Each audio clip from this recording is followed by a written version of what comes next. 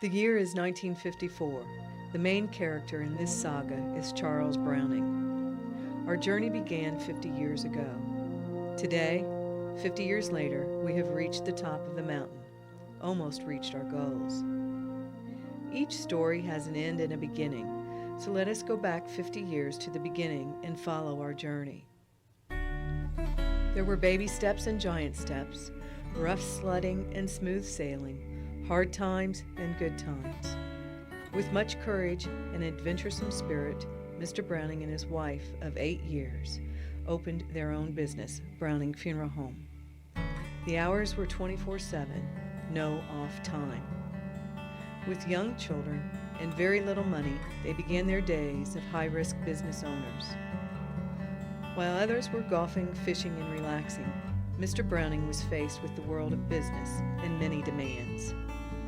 He began this project to learn about the people and the families of the Evansville area.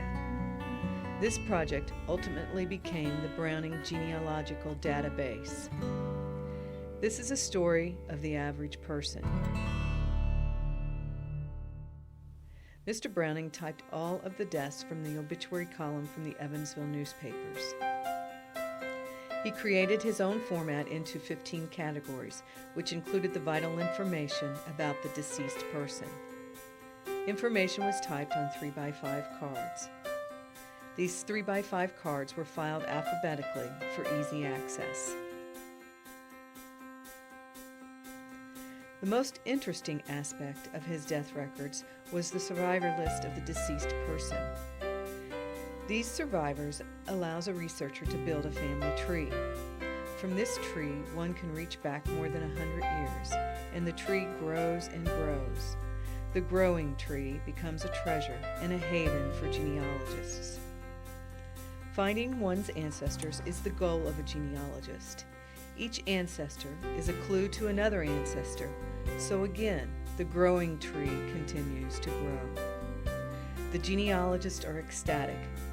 In addition to the survivors, one learns about where the deceased is buried, his religion, occupation, hobbies, and other facts about his or her life.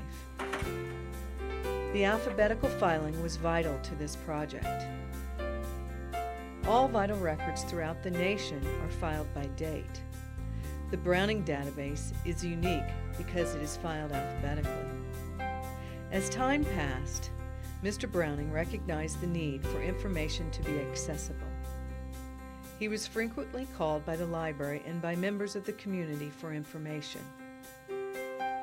In 1981, his files included deaths records from the 1940s to the 1980s. These records on 3x5 cards were photographed into microfilm and distributed to 10 local libraries: Allen County Genealogical Library and the Library of the Latter-day Saints.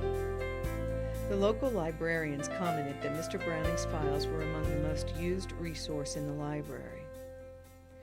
In 1989, Mr. Browning purchased a computer with 300 megabytes. Phone calls and letters seeking information about ancestors increased dramatically. The dilemma of delivering the information to the public plagued Mr. Browning.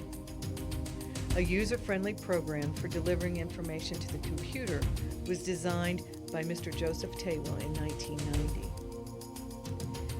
Countless meetings with computer experts took place during the 1990s. Finally, after meeting with the administrators of the Evansville Public Library and Marcia All, we began to see the possibility for the Internet. Working through mountains of technological questions, it was the library that assisted in bridging the technological transfer. The library sought the services of Dr. Troy Van Aken.